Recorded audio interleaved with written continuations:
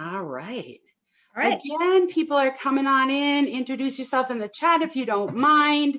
I'm Amy Ebbison from Worcester Addresses Childhood Trauma. We have a fairly under 3 years new trauma response for families with kids, at least one child under 10 who may be experiencing trauma.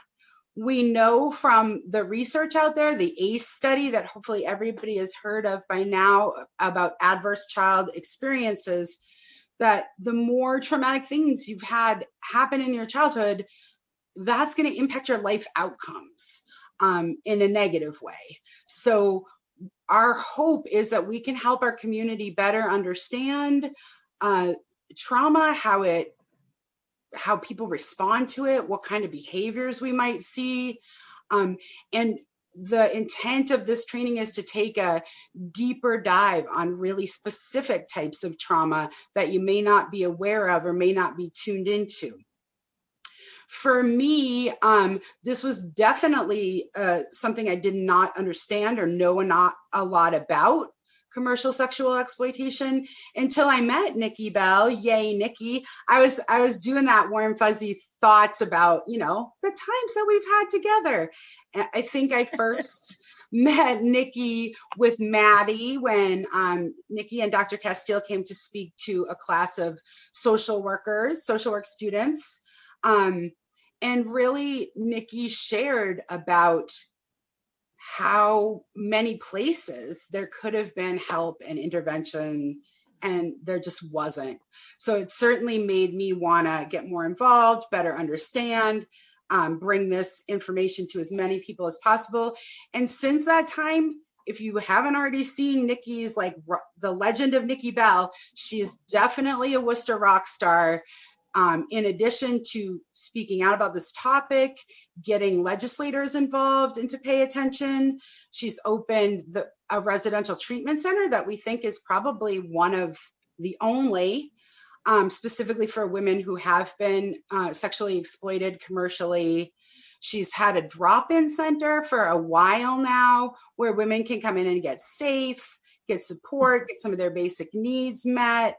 And I see some of the folks on this call are pretty familiar with that whole area of treatment and maybe have other things and resources and things they can let us know about. But I'm really excited to turn it over to the amazing, beautiful, talented Nicole Bell, who is momming as well as all the other things she's doing. She's got a new baby who has, they've all been struggling with their health. Yes. And yet here she is. Her passion, I think, will speak for itself. I think you're going to love Nikki's presentation if you haven't already seen her present. Again, if you're not speaking, if you could mute yourself.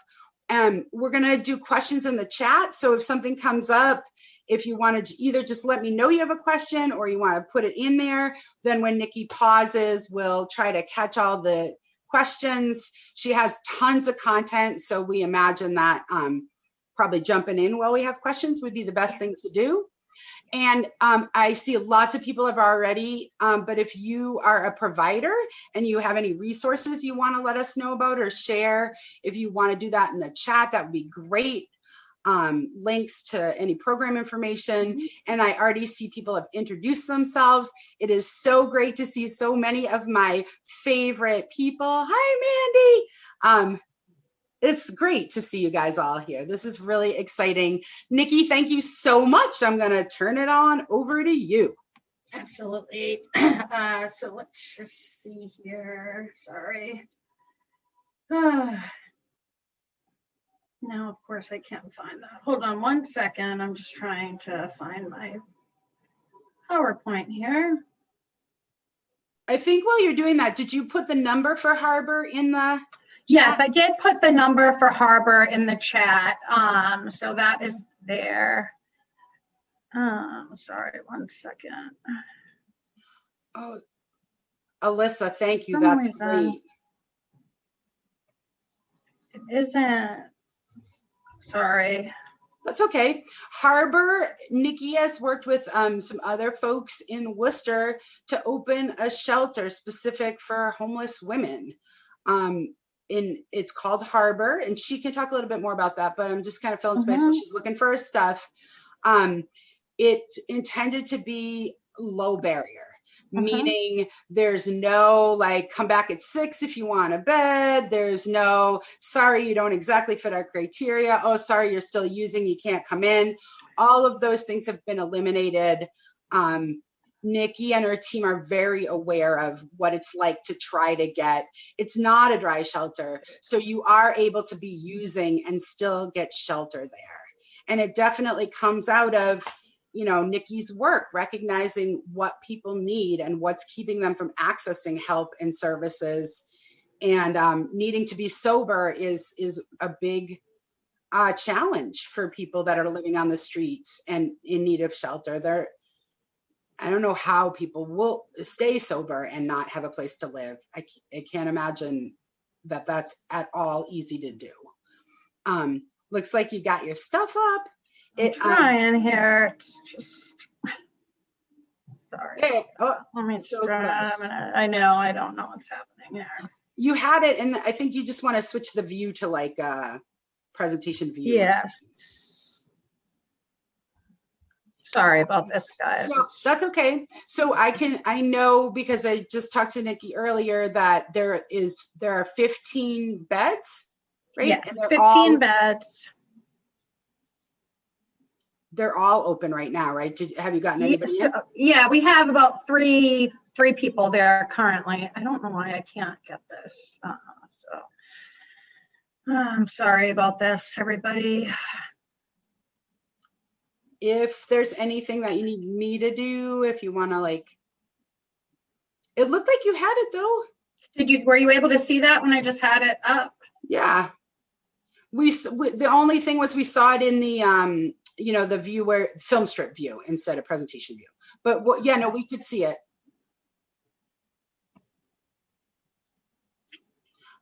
Mandy asked, can you see this? ID. Can people see that, Amy, or no? No, I'm still just seeing you. I don't know why it's doing this. Nikki, do people need to have an ID to be able to use the shelter? Nope. So it's as low barrier access as we can possibly be. So what that means is people can come with no identification. They can come with just themselves, using or not. It doesn't matter. You don't need to have health insurance or no health insurance, no anything. No referrals. Nope. No proof of homelessness. Nope, none of that. Beautiful. That is amazing. Probably many of you who are providers recognize how awesome that is, but that is really awesome. Hard to do. For some reason, Amy, I'm not able to. Can I share this with you? I'm not sure what to do right now. So yeah, do you want to email me the people presentation? Can't. Yes, I'm going to do that right now. Okay, and then I'll grab it there, and I will be your slide turner. Sorry about that. I don't know why it's not allowing me to. It's not the super biggest problem. It really isn't. All right, I'm just checking for that. Yeah, it's coming right now. Nikki, don't worry what happens to all of us. Unbelievable. So I just sent it to you, Amy, so you should have it. There it is. Got it.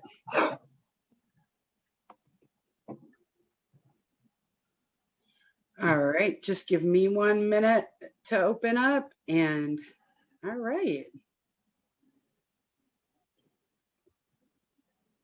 Sorry.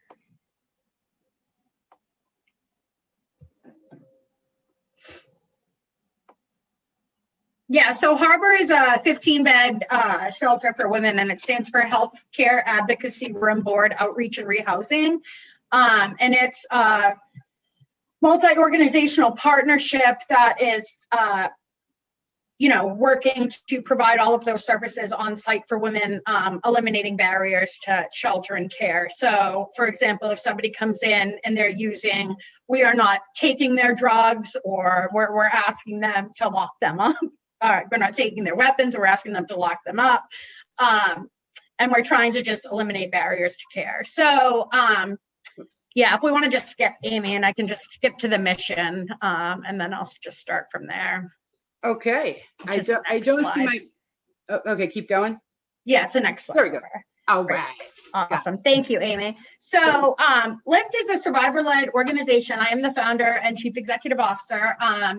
And we provide resources, advocacy, and support to empower individuals to exit and recover from the impacts of sexual exploitation. We also do a lot of like community awareness, helping people understand the impacts of commercial sexual exploitation. And our vision is that our community will embrace victims with dignity, choices, and inclusion. Survivors of prostitution are an extremely marginalized population, and so our goal is that our community recognizes them as valuable assets in our community. You can switch to the next one. You can switch to the next one up. There we go. So we have a whole array of services. So we have one, we're not in COVID. We have drop-in center. Right now, we've really pivoted and mobilized all of our drop-in services. So our outreach and advocacy team has continued face-to-face services throughout the entire pandemic, because we recognize that prostituted people are not, many of them are not going to access healthcare or support via telehealth. It's just not a realistic option for them. So we help people access medical and mental health services. We also provide clothing, food, harm reduction resources. We do support groups, reentry support, court advocacy. We actually have a partnership with the DA's office. We provide mentorship for adults and youth. So we are contracted with the state to provide mentors for ages 16 to 24 and that transition age youth, intensive case management and educational programs. And switch to the next one for me, Amy. So we also have Jana's Place, which, as Amy said, is the first residential program for survivors of prostitution with co-occurring mental health and substance use disorders. So we believe that you cannot treat mental health in a vacuum or substance use disorder. So what we do is we silo people. We say, I'm going to treat your trauma here, go over there for your substance use disorder, go over there for mental health. And so what we did with Jana's Place is kind of bring everything in-house. And so we work with participants in achieving long-term recovery through programming that works to reduce barriers that people may face. And so, the goal is that the survivors will begin to heal, feel empowered to participate in their recovery, and build social connections and support systems critical to long-term recovery.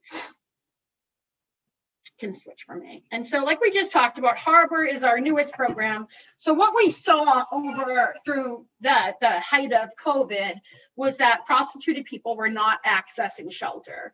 As we know, the city worked really hard to kind of depopulate the shelters. And what happens is like the gender breakdown within these shelters ends up being 40 men and 10 women. So as you can imagine, as a woman that's experienced trauma, that can kind of exacerbate things for you.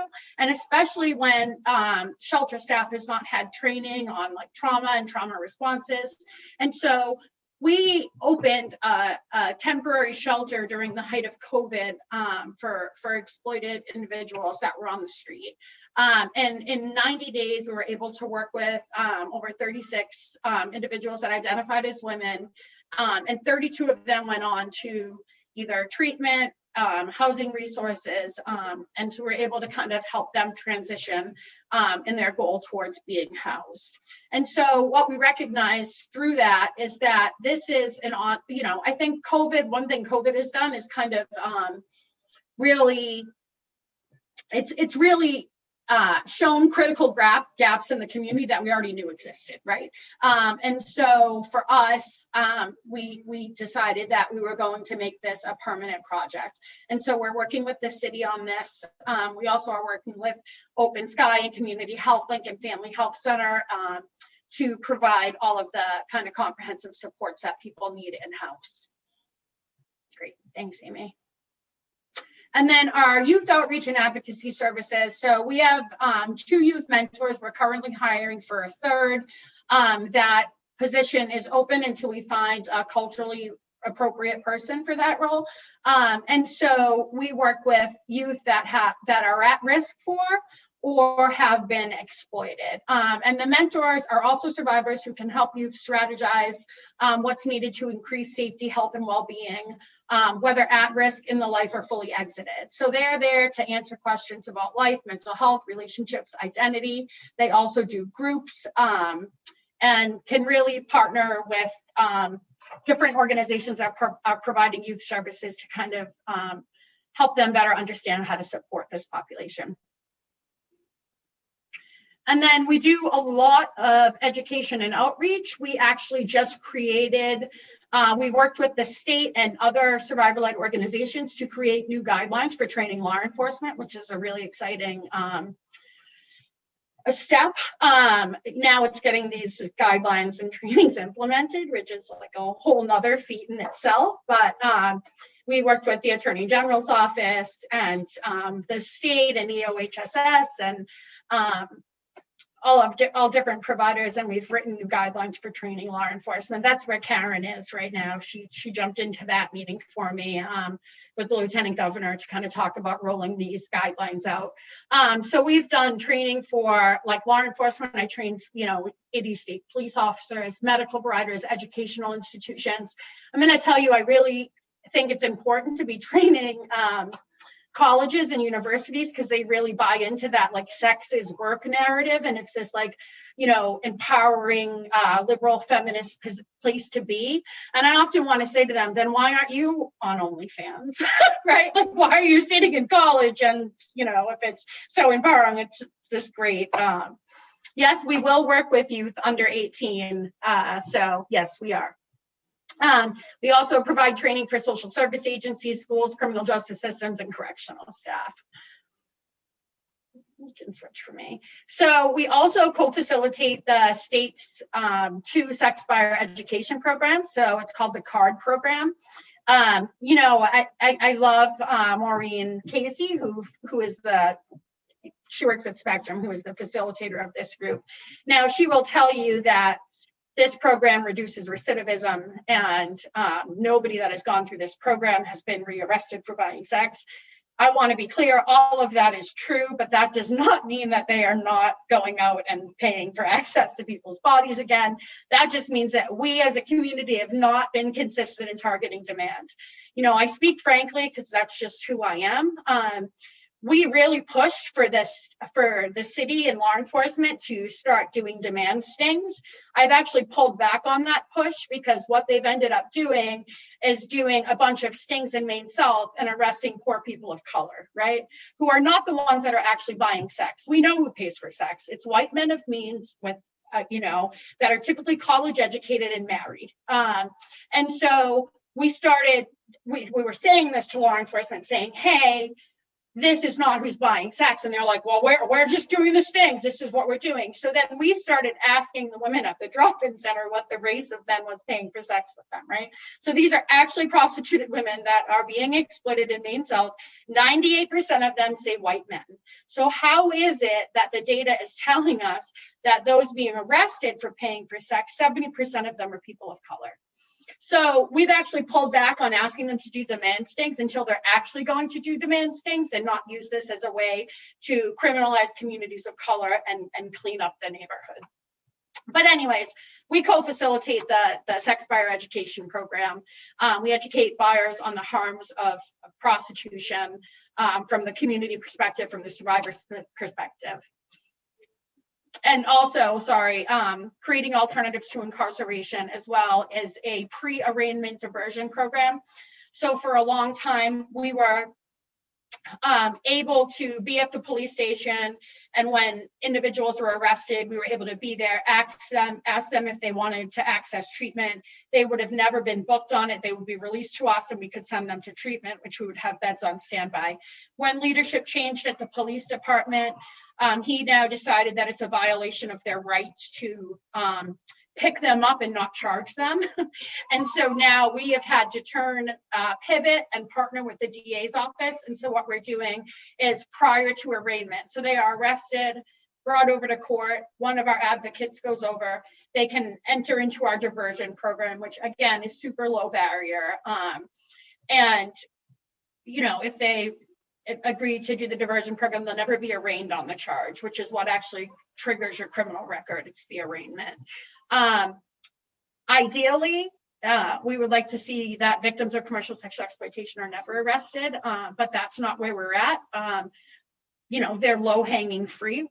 I'm just going to say that, right? So it's like easy for police to go out and target prostituted women because they're visible, they're standing on street corners, they're low-hanging fruit, right? They actually have to do some work if they want to actually find and criminalize buyers, which is why we advocate for the equality model. Switch for me, Amy. So we do a lot of like policy work to reduce stigma, to promote the equality model, and demand campaigns. And we're working actually right now with legislators. So myself and Sherry Jimenez and Audrey from My Life, My Choice, we've actually been working with Mintz Levin and drafting legislation that is modeled after the equality model. And our goal, it will be introduced this legislative session. And our hopes are that we can get this passed. And I'll talk a little bit about what the equality model is. If you can switch for me, Amy. So the equality model essentially repeals, so essentially it makes it legal for, it makes it, you couldn't be arrested for your own exploitation. So you would not be criminalized for your own, for being prostitute anymore. And so it also increases fines and penalties for buyer. It provides comprehensive trauma-informed social services, so legal, social, clinical, medical, and economic empowerment to people in prostitution, including options should they wish to exit the sex trade. I just want to be clear there. We don't force anybody, and we support people whether they are in the life, out of the life, and we don't force people one way or another. And we also work to reduce the demand. The equality model works to reduce the demand for prostitution by penalizing sex buyers. And then we continue to criminalize pimps, traffickers, and brothel owners and illicit massage parlors, and also commit to an extensive community education campaign. So part of the legislation that we are drafting calls for a statewide committee to provide these comprehensive exit services for survivors of prostitution. Thank you, Amy.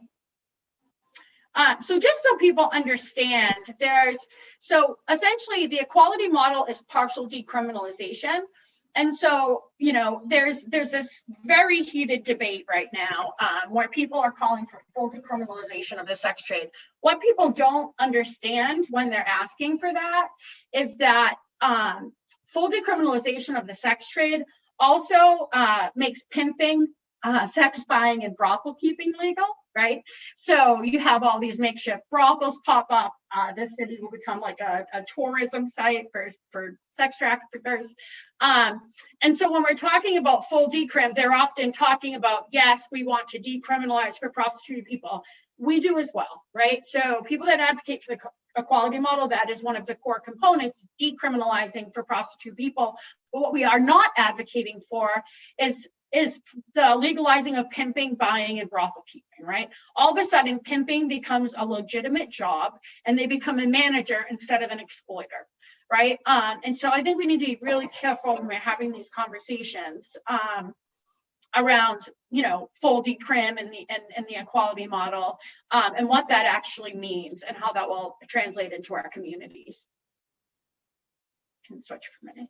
So, you know, we seek to end the demand for commercial sex because it's the demand that fuels the illegal sex trade.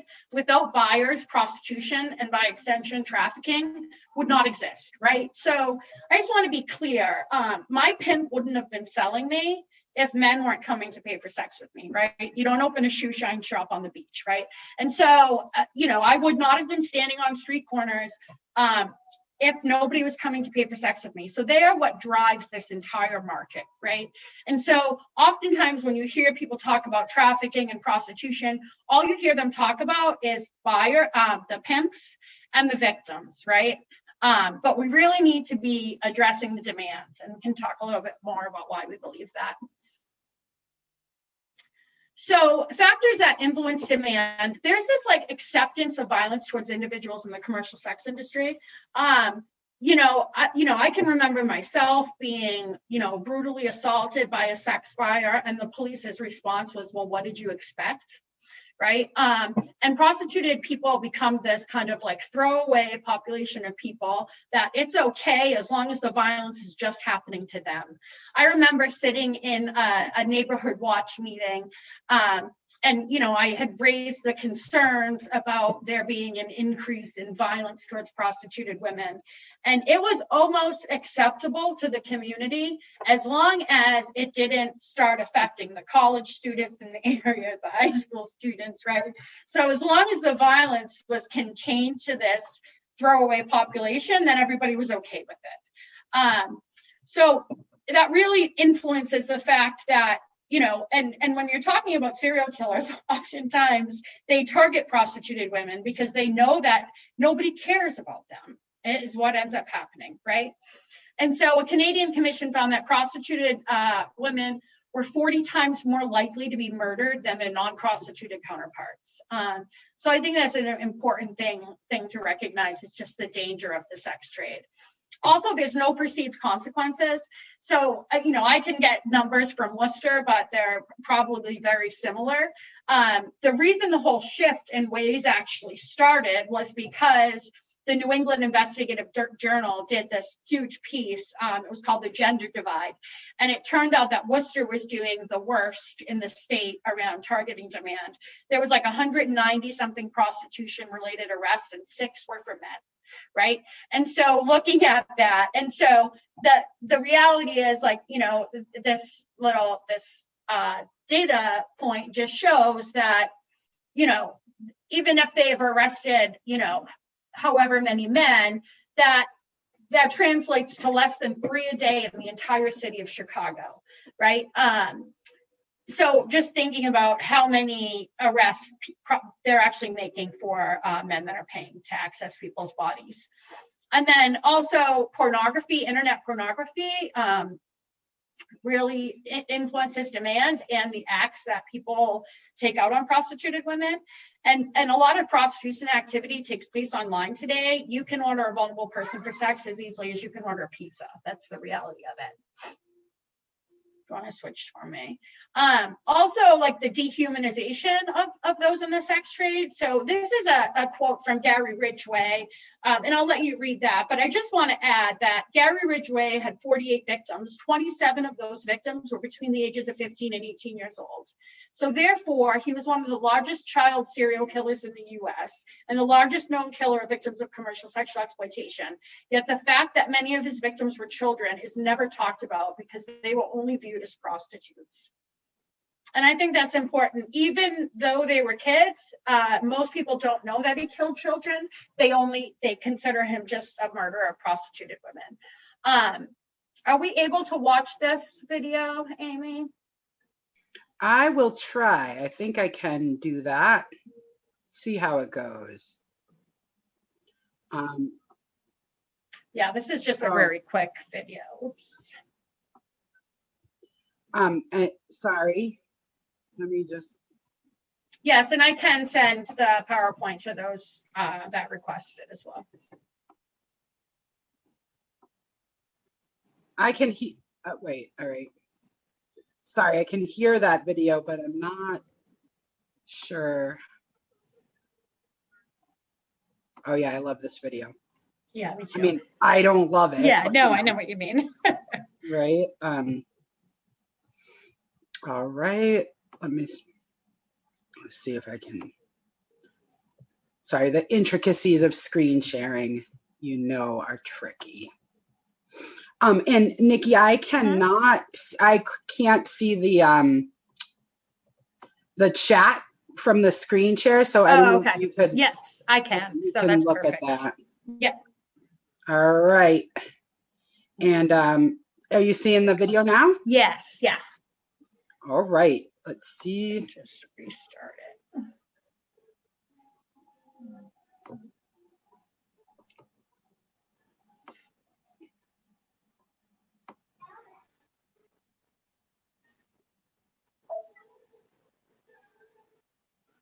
Oh, we can't hear it though. It's always a problem on this. Oh, I can just share. I can share the links with those for the videos, Amy, rather than taking time to figure out the audio sharing. Unless you want to do that, you can.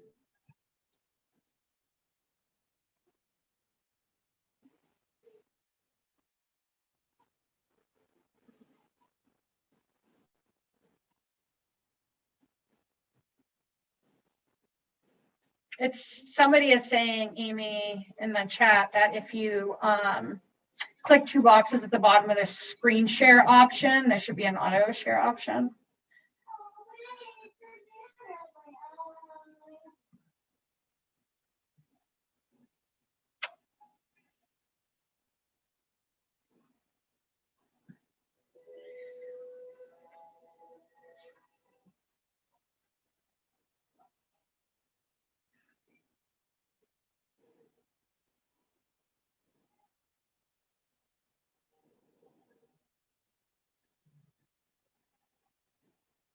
Yeah, we still can't hear it. So it's fine, Amy. I can send the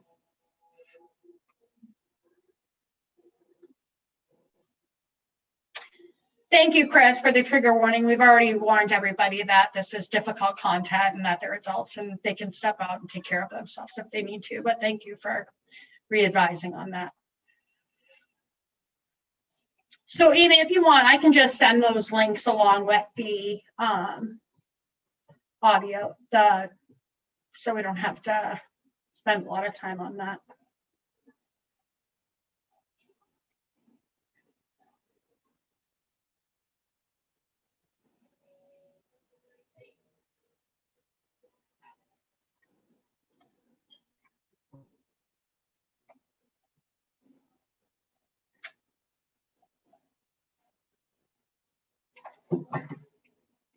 Amy?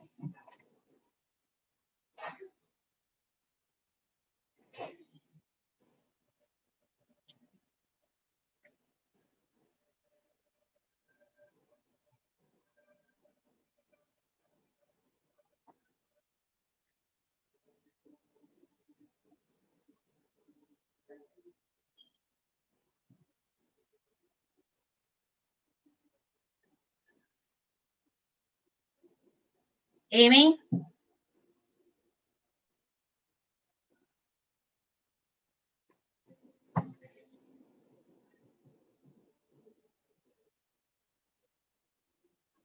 Can you hear me? Can you hear me? Now I can hear you, yeah. Okay, good. Sorry, I'm having my tech problems switching out here. Let me just try to get my screen share back. There we go. Yeah. Does that look right? Yeah, except yes. it's Yeah, keep going. Oh, the text. No worries. We'll just skip. I'll send people the links for the videos. And so, usually we have like a kind of discussion on like why do you think our society doesn't address the man? Does anybody have any thoughts on that? Feel free to just unmute yourself and jump right in if you have thoughts about that. Denial, yeah, I think that's something that people don't want to recognize that this is happening here. Toxic masculinity and rape culture, you nailed that right on the head. It holds men accountable, and typically white men, right? And so, of course, we're not going to criminalize white men of means. It's just, that's the reality of it. It's much easier to criminalize women. And question. I have, it's Mandy, sorry. Yeah. No, so I did a domestic violence curriculum to become a facilitator, and one of the parts was of this nature, the male belief role model, belief system, which we call Mr. BS. That they're entitled and obligated and have all these great things that none of us do. People of color, women, we're all oppressed because of that alone. Yep. I also saw somebody say, not that women don't buy either. I just want to address that. The reality is, what drives a commercial, it's 98% of buyers are men. And so I think it's important just to encapsulate that. And I also want to say that, yes, men and boys are, and those LGBTQIA community are absolutely exploited. But it's women and girls that fill brothels across our world, around our world, right?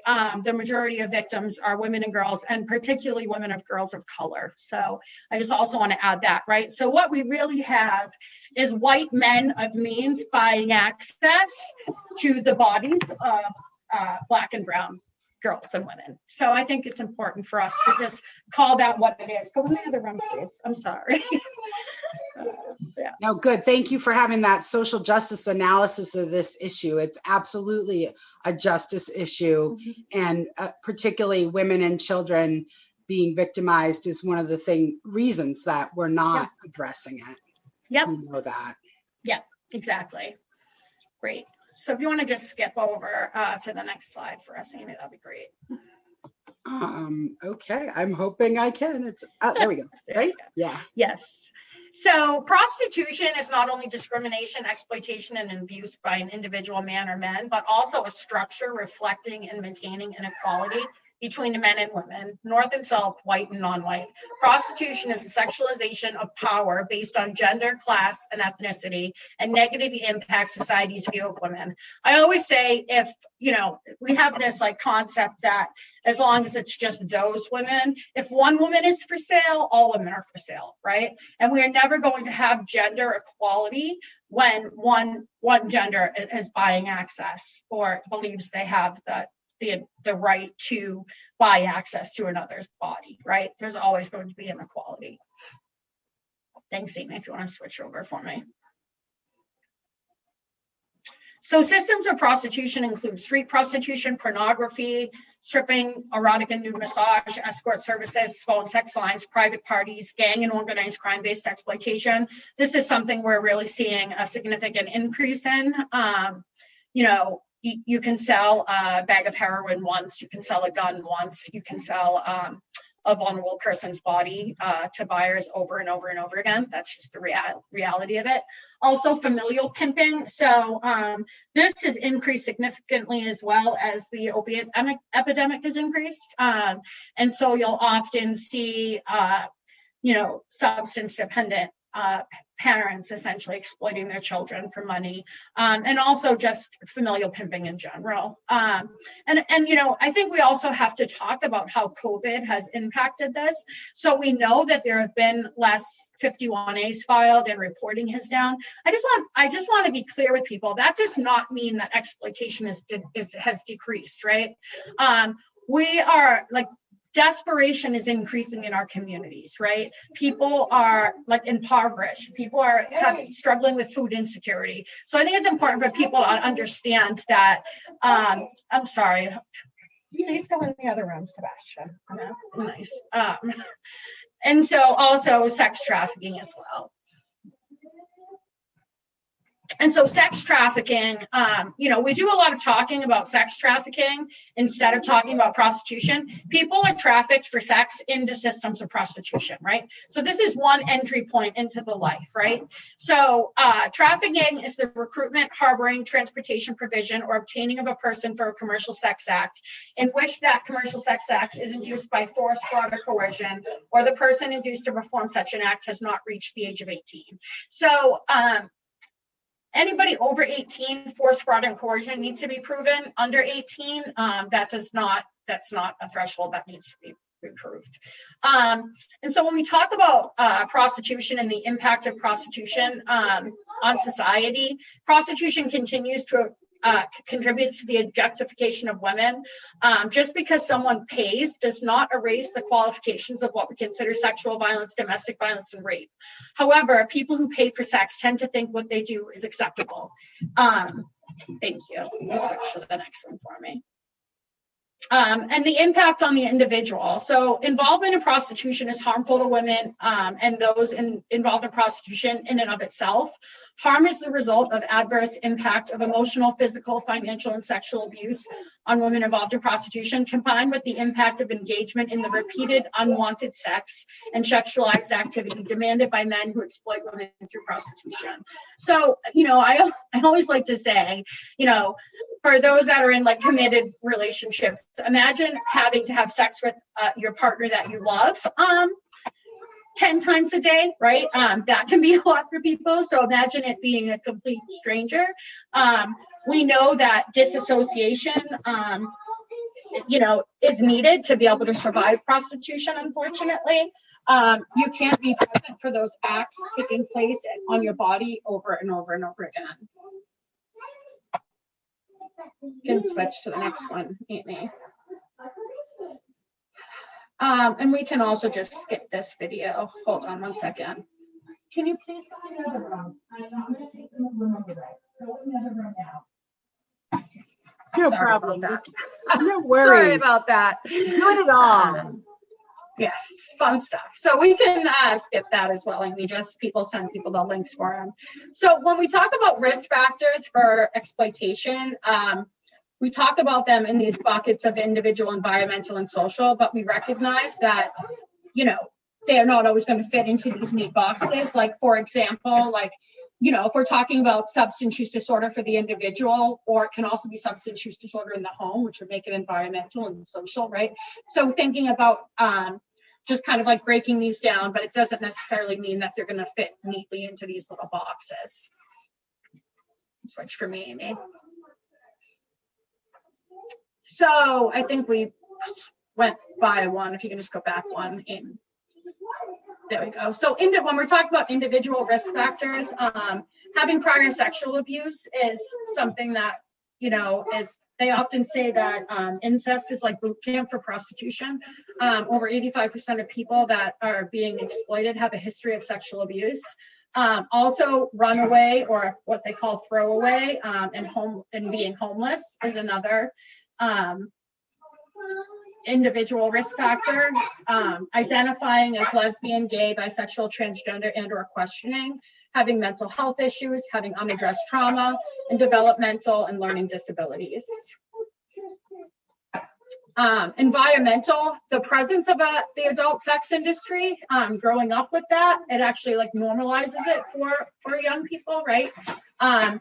Having substance use disorder in the home, living in areas where there's a large transient male population, poverty, violence, street-induced culture and economy, and being close to borders. And then social, like racism, sexism, and misogyny, sexualization of young girls and women, sexualization of boys, acceptance of violence against women and minority groups, access to technology, and the glorification of pimp culture. Pimping has become cool. If you notice, all of the music that young people are listening to, it's about young men becoming pimps and girls becoming, strippers. I always joke that we're going to be listening to Wheels on the Bus in my house till my son's 18 years old, right? And there he goes. He's going to sing it for you. You can switch to the next one, Amy. Hold on one second. I'm sorry. Quick break for some Wheels on the Bus. Again, I can't see the chat because I'm sharing the PowerPoint. So I'm hoping Nikki can, if there's comments or questions. Certainly this is a lot of kind of intense information if people haven't heard this before.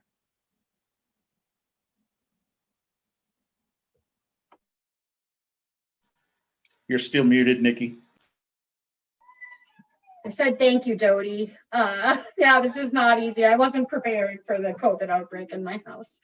So now, when we talk about risk factors, then I think it's important to talk about the impact that the sex trade has on survivors. And I also want to say, we use language like sex trade and systems of prostitution, because I think it's important. There's been this big push and movement to end sex trafficking, but legalize prostitution, which absolutely makes no sense when you think about it, right? That's where people are being trafficked into. But also when we start using language around trafficking, we're going to essentially marginalize individuals that are in prostitution and don't have a trafficker, right? Poverty can be somebody's pimp. Substance use can be somebody's pimp, right? It doesn't always have to be a third-party exploiter that is driving people into the sex trade. And the act of being bought and sold over and over and over is no less harmful whether you have somebody taking your money or you're using it to buy groceries. So the physical impacts of survivors, I'm sorry, I'm not laughing. I can just hear my son whining in the other room.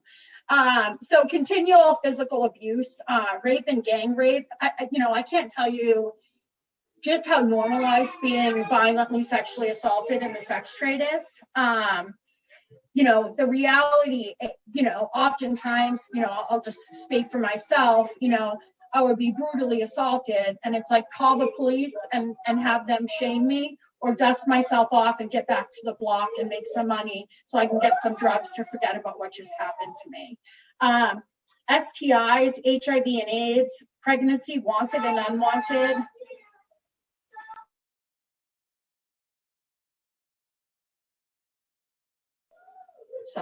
Tattoos and or physical branding. Often you'll see survivors with like daddy or like their pimp's name tattooed in really visible locations, like on their neck, on their chest. Substance use disorder, cutting, self-mutilation and harm is really common for survivors of prostitution, and also like suicide and death. I think it's real that we talk about this. A friend of mine, Autumn, often says that the death certificate may say overdose or homicide or whatever, but it should read death by prostitution. Can switch that for me, Amy. And then the emotional and spiritual impacts, anger and rage, pain and grieving, humiliation and shame. I will tell you, I remember when I first got out, I felt like everybody knew. I can remember like being on a bus and just feeling like everybody knew that I was a prostituted woman, right? And then also, not to mention, I had 20-something criminal convictions for prostitution on my record too, right? So it was like, though I had exited the life, that was following me wherever I went. Self-blame and hatred, loss of sexual desire. You'll often hear, women that get out of the life have a really difficult time with sexual relationships, right? When someone is paid to access your body over and over and over again, and you've been forced to disconnect during that process, it's really hard to then be present in a relationship that you want to be present in. That feeling of hopelessness, lack of humanity or higher power. I don't have any statistics specific to prostitution in the Cape Verdean community, but I can look at what we have with the state and try to find some of that information for you. And then the psychological impacts, disruption of healthy psychological development. They say now that the average age entering prostitution is about 14 years old. So as you can imagine, being forced to engage in sex acts for money can really traumatize a child, right? I think it's important that we're talking about that. PTSD and also complex PTSD, right? So the trauma of prostitution in itself is really difficult to recover from. But then we factor in that most have been sexually abused prior to getting in. Most experience horrific beatings and rapes while in the life, right? So it's this compounded, complex trauma that people are trying to recover from, right? Dissociative disorder, anxiety, paranoia, explosive outbursts, and we also see the other end of the scale with hypersexualization, right? So some come out and want nothing to do with sex at all, and then some exit the life really hypersexualized.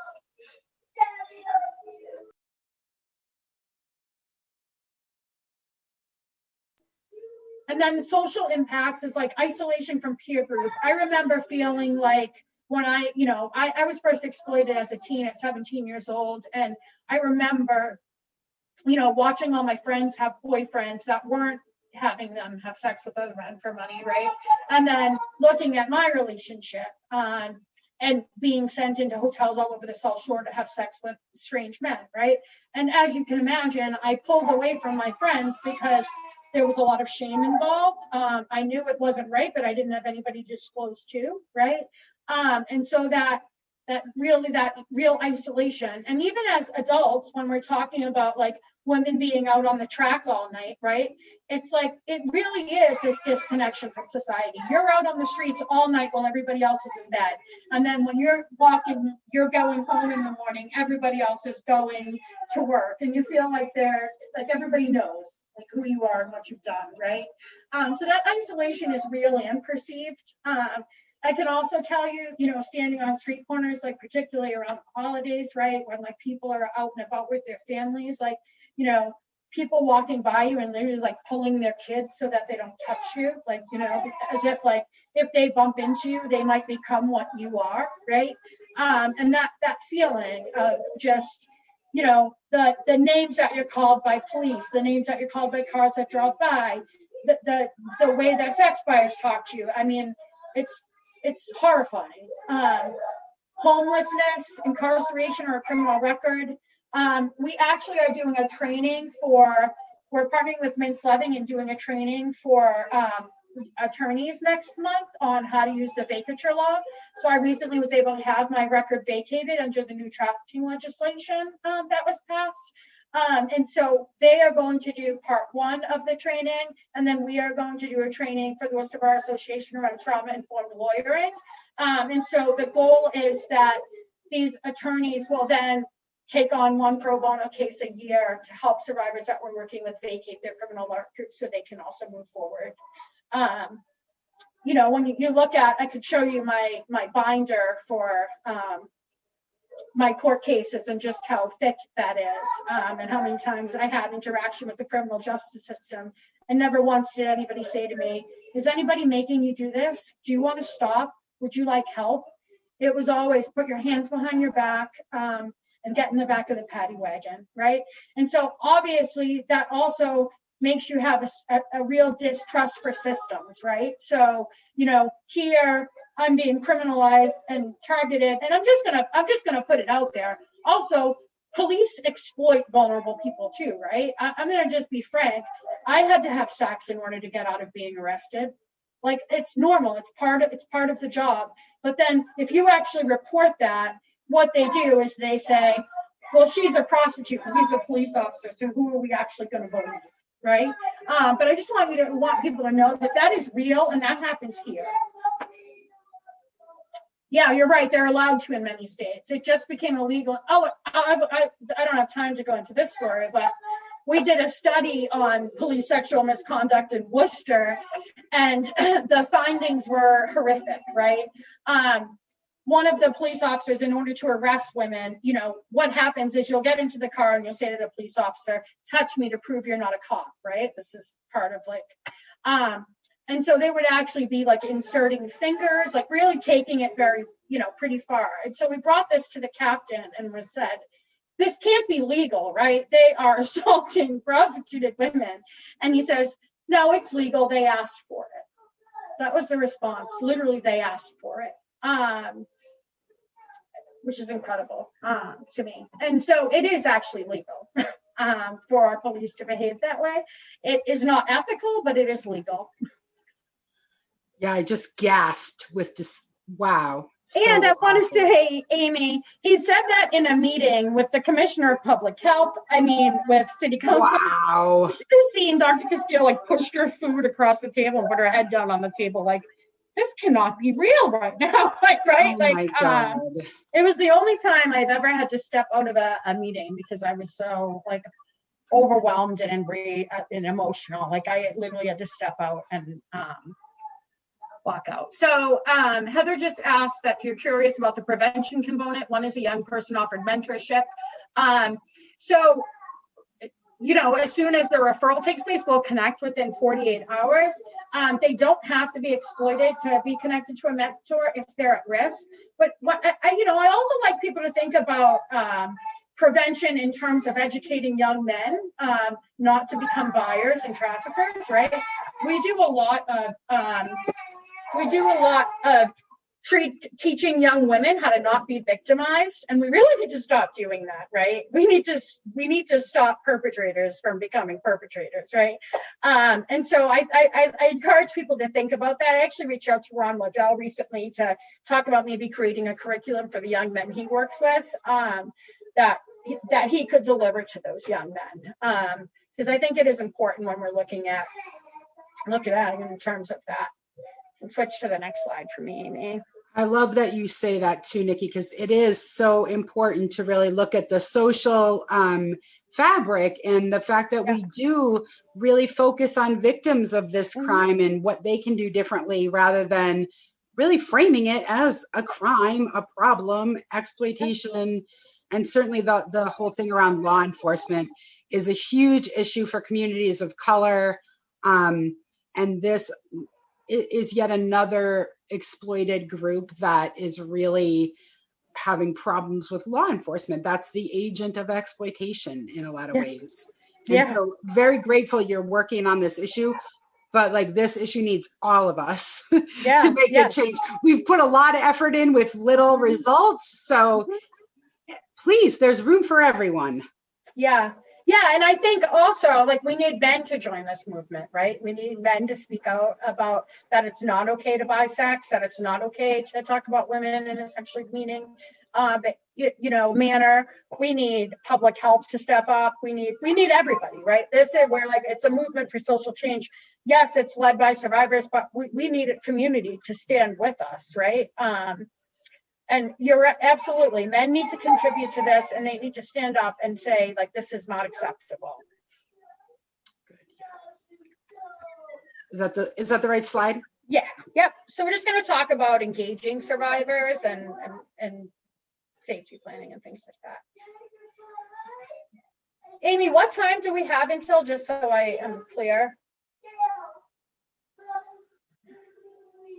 We're here till 2, Nikki. So you're doing good for a time right now. You still have plenty of time. You have like a whole hour. Awesome. If you need it. Yeah. Can we just take 1 minute just so I can settle myself down and everybody? Yeah. Go right ahead. Go. No, you go do that. I'm going to just check the chat and make sure that we've checked all that. Good.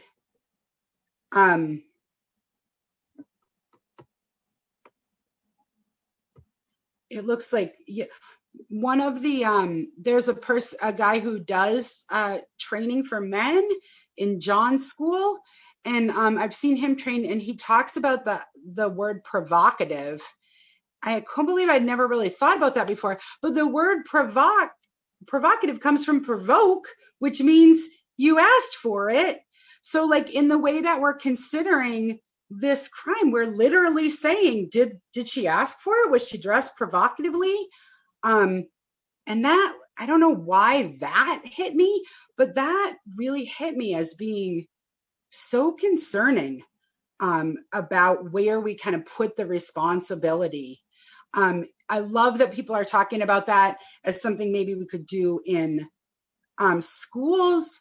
Recently, some of my colleagues from the YWCA, we've looked at expanding the definition of domestic violence to include coercive control.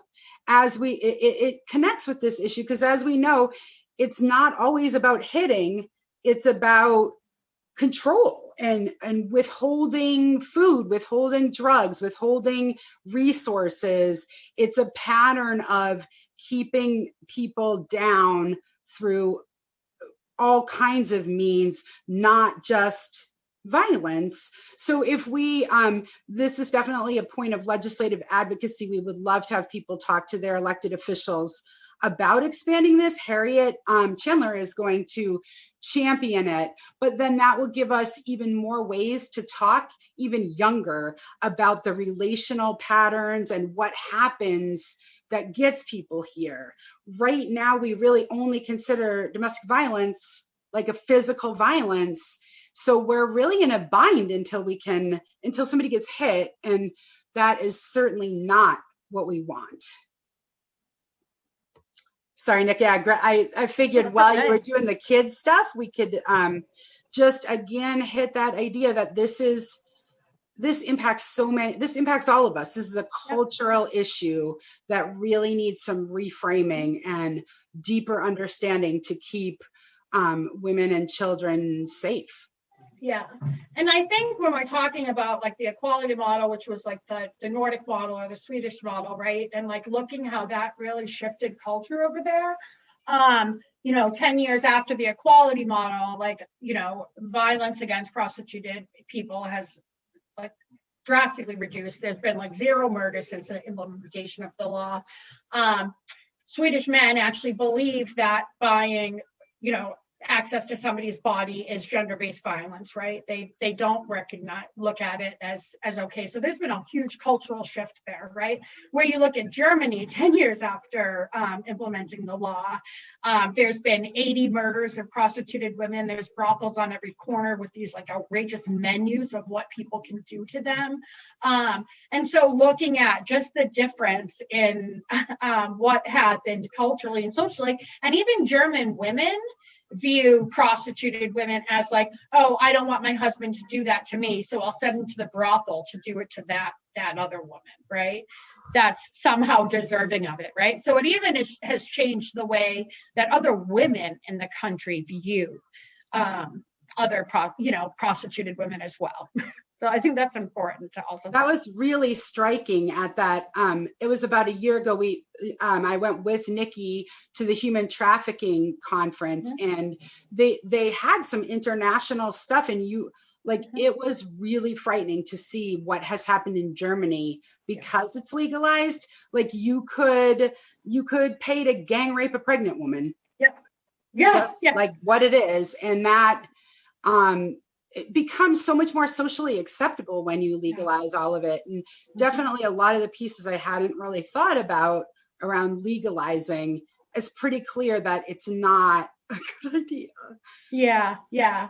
And even, Germany is looking at the law and really kind of like reevaluating and recognizing that they made a mistake. And so hopefully will be changing. But, I think people think that like, legalizing or decriminalizing prostitution is like the progressive approach to take, but actually like the progressive approach to take is the equality model. And we're seeing, it's been implemented in over 10 countries now and really is changing the way we look at this, right? So thank you, Amy. So when we're talking about like engaging survivors of sexual exploitation and prostitution, right? I think what ends up happening is like we think that we have to do everything for people and start in this kind of like rescue component, which really is not where we want to be. We don't need somebody to rescue us. We don't need somebody to save us. We need you to stand with us as we work to heal ourselves, right? And so I think the first thing is like meeting people where they're at on their terms and try to meet the needs that they present. I don't know if you guys have looked into the assertive engagement model, but it really is an incredible way to shift how we treat people and recognize that they hold their own power. And just connecting them to relevant community resources. So just meeting an exploited victim where they are on their terms. It's not rocket science. If somebody tells you that they haven't eaten in 3 days, get them some food, right? It's really not like complex. And also, again, meet the needs that they present, right? So oftentimes as service providers, we like step in and we assess what somebody needs, right? Instead of listening to what they're telling us, right? And meeting the needs that they're asking for. So if somebody's telling me they're hungry, right? I'm not going to say, you shouldn't be living in this tent. Let's do some housing applications, right? I'm going to get them some food, right? And I think it's important for us to kind of recognize that we do that. And that we really need to stop doing that. There's all kinds of models. Like I look, just frankly, like at like the hub, right? Where it's like all of these service providers sit around and decide what this person needs and then go out and find them to tell them what they've decided they need. It's like what, right? So we should be listening to survivors, meeting the needs that they present and that they ask for, right?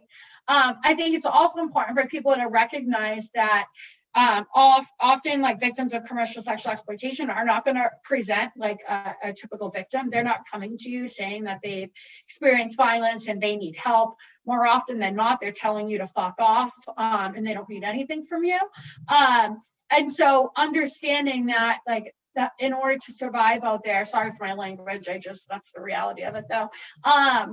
But, you know, understanding that they're not going to present as a typical victim. And oftentimes as well, this is like one of those crimes that typically law enforcement gets involved, right? Because there's been some complaint filed, right? So and this is where the victim services come in, right? Because then they're referred out for whatever reason.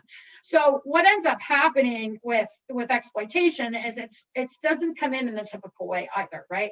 So typically, if I come home and somebody's broken into my house and my safe is missing, right, I'm going to call the police and file a report, right? But there's nobody filing these reports. So it's not like this victim is coming in and saying, you know, this person exploited me, I need help, and that triggers it, right? So typically it's somebody else filing saying, I believe this person is at risk, I believe this person's being exploited, and then the outreach goes to that individual, right? And oftentimes they don't recognize that they are being victimized, right? You know, I often, used to say myself, like, I'm not a victim, I was looking for my next victim, right? I'm going to take his money, right? Because I wasn't, while I'm in the life, right, I'm not recognizing that there's a power differential, right? Like, I like this guy that's giving me $40 to violate my body doesn't care about the $40, right? It's me that's struggling to get my needs met, and there's a power differential, right? But when you're in the life, you don't recognize that, and it's also a defense mechanism. So just understanding that oftentimes victims will be referred to us even though they don't want anything to do with us, right? And so being able to, not take things personal when they're not so nice to you, and recognizing that it's not you. They may not be ready to hear what you're having to say yet. Also, like being judgmental. Don't be judgmental when you're listening and talking to victims. The reality is, we've survived on our intuition. So just like if you have a job where you rely heavily on your eyesight, your eyesight gets honed, right? Just like if you have a job that relies heavily on your hearing gets honed. I had to decide when I got in a car within a second and a half if I needed to get out immediately because I thought this guy was going to kill me, right? So you depend heavily on your intuition. And so you're able to sum people up pretty quickly. It's a skill that's actually served me pretty well post-life, right? But, when you're starting to work with people, like we see when you don't want to be there. We when you're standing at the closet and you're tapping your foot because you just want somebody to hurry up and pick up your clothes because you pick out their clothes because you want to go home. People feel that, right? And so like letting them, just being aware of your body language, your face oftentimes will be saying all of the right things, but our face display disgust and disdain, right? So just being aware of our body language. Also, like keeping people comfortable in talking, don't like dispute people's motivation. And then also like creating a systemic response with creating interagency relationships to comprehensively meet victims' needs, right? I think it's really important that we don't, I always say we provide case management, mentorship, and support, right? I'm not a doctor. I can't write prescriptions, right? So I have to have a doctor that I can refer out to when somebody has medical needs, right?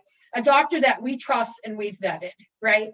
And so just making sure that, if you're taking on, like working with this population, that you've built a network of providers that you can trust and refer to when somebody exhibits a need that your organization doesn't handle. You can switch for me.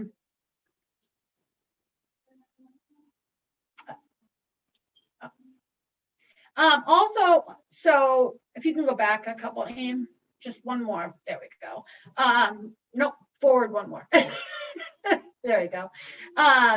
Don't expect somebody to recognize their situation as exploitive.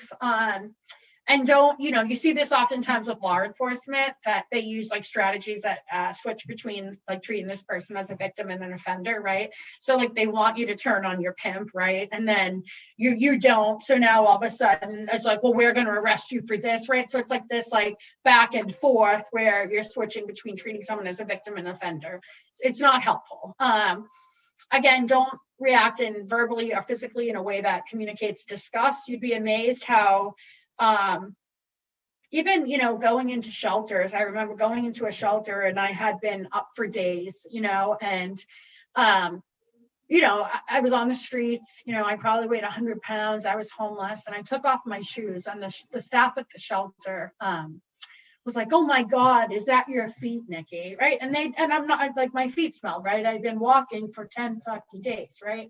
And I just remember breaking down and just sobbing. And she was like, I am sorry, I did it. And it was like, and it wasn't her comment, but it was just the fact that I had gotten that bad again that quickly, and I had no control of my life. And I'm sitting in a shelter and they're disgusted by me, right? And that I was there again, right?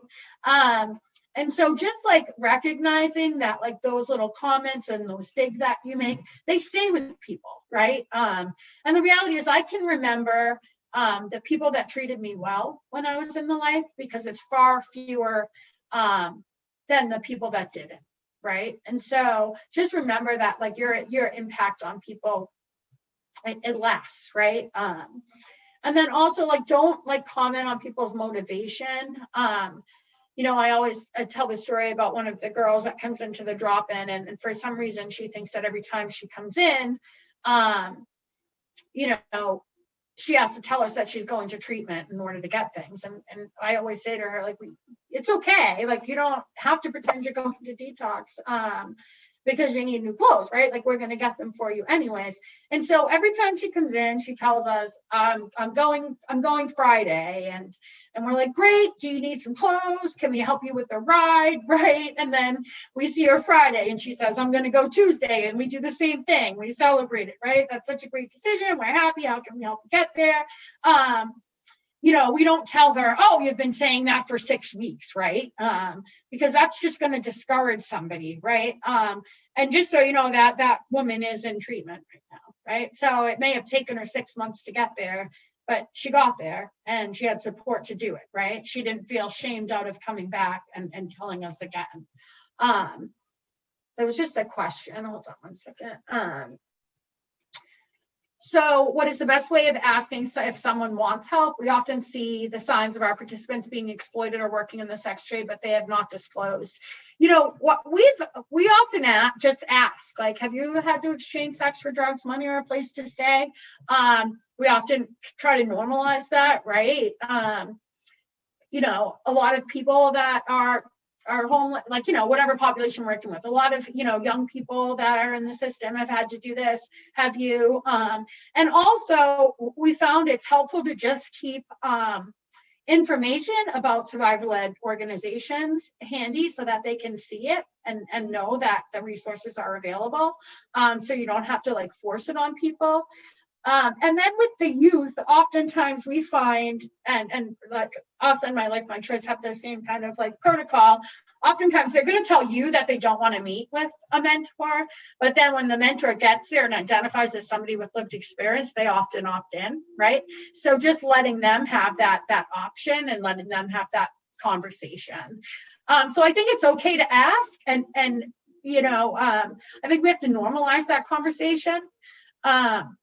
In order to make progress on this. I think part of the challenge is nobody wants to ask the question because then they don't have, okay, now we ask, they've answered, now what do we do, right? But we actually have resources in our community to support people that have been exploited. And so I think, asking if they want to be connected to a mentor, we've asked, like, because oftentimes it's like they're being prostituted to meet their drug habit, or because they need money for rent, or because they need money for X, Y, and Z, trying to help them meet their needs outside of exploitation, So I think the important thing, it's like, beware of your actions when you're working with victims. Set a non-judgmental and empathetic tone, and always treat the individual as a victim of trauma and abuse. I always, it's funny because, I think we treat everybody as if they've experienced trauma, right? What's the worst thing that's going to happen is we're nice to people, right? So just like always assume trauma exposure. I think that is an important piece to think about, and always kind of like focusing around like they're a victim of trauma and abuse, and also prioritizing their safety needs, So when we're talking about creating exit plans and comprehensive exit plans, I think it's important to understand that it needs to be driven by the survivor. Yeah, exactly, Jody. It's like, really, what is the worst that's going to happen? We're going to be nice to people. So if you can just switch to the next one, Amy. Oh, I will send out the links. So women, what they're saying, the individuals that we've been working with, that the biggest challenges and barriers to exiting are their substance use disorder, chronic homelessness, inadequate education and job skills. So as you can imagine, if somebody gets into the life at 14 years old, right, they most likely have not completed high school. They probably don't have a significant job history, right? They often lack positive social supports. I think that's something that people underestimate. Like, we often feel like, oh, if we just give this person housing and put them in a house, that they'll be fine. Everybody needs community, right? Everybody needs a network of people that they can count on and rely on. So it's not just putting somebody in a room, right? And that's going to solve all of their problems. We often see that with chronic homelessness. And then, we house people and we put them in this room with a single bed and a plastic mattress. We don't give them any sheets. We don't give them, would you want to sit in a room on bed with no blankets or sheets and nothing to do in there? No, you wouldn't want to do that either, right? So what we find is that they're hanging around on the streets with people that they know, and then we're frustrated. We're like, well, we just housed them, right? Well, I think it's important to understand that that is their community, right? And that those are their social supports, right? And so understanding that, like, if people are exiting the life, they often have nobody. So not having a support system is really difficult for people. Oftentimes people don't know about the available resources in the community. Having former convictions of prostitution and drug-related crimes, and then lack of trauma-informed and appropriate programs that address all of these factors. So oftentimes the woman will say, oh, I've tried to go to that program, I've done that program, right? None of them are, none of them have met their needs. So they oftentimes give up, right? So what's needed to being able to exit the life? So being able to respond to crisis events, access to safe emergency shelter, financial support, and basic needs, holistic interventions, long-term one-to-one supports, addressing the multiplicity of issues, legal, health, etc. Education and training, matching skills and interests to education and employment opportunities, working through experiences, dealing with new relationships and life roles, and helping the people to understand that exiting is a process. It's not an event, right? I think people have this idea that, like, you exit prostitution, get married, move to the suburbs, have 2.4 kids and a white picket fence, right? That's not the reality of it. Many attempt to exit and end up back in. Many, it's hard, especially, when we're talking about like new life roles. So, I'll just speak for myself. I was prostituted from the time I was 16 until I was about 32 or 33 years old, right? I liked whatever the buyer liked, right? Because that's how I earned my money, right? Oh, you're so funny. Sure, I'd love to do that. Yes, they really like that, right? That's how you get your money, right? Would they be giving you your money if you're telling them how much you hate them and you want it to be over, right? So, I didn't even know what I liked, right? So here I get out of the life and it's like, what do I like to do? Do I like to read? Do I like to go hiking? I had no idea, right? So it was like being able to try a whole bunch. Like I tried rowing, turns out it sucks, right? I tried a whole bunch of things, right? But allowing people to explore and decide what it is they like for themselves. And that's a process in and of itself, right? Most people don't have to decide figure that out at 34 years old, right? Most people have had access to art and music and all of those things that people like, and hobbies, right? But for prostitute people, we often have it.